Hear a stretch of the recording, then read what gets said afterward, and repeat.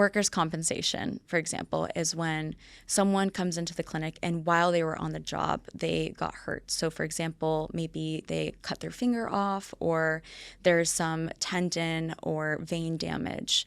And so they would have to come in for an emergency surgery. So workers' compensation is when we work with the employee's insurance. And although it does help cover most things, in the long term, if there is not a successful path towards treatment, then it can end up being a lifelong quote unquote disability. And it affects them because they can no longer work in the profession that they once used to. Maybe that was the only profession they were qualified for. So you see patients coming in and how crippling it can be for some patients on their lives, whether it's they can no longer afford to help with their family towards income or their dignity, being able to do something that you love, you lose that light in you. And so workers' compensation really shaped how I viewed medicine.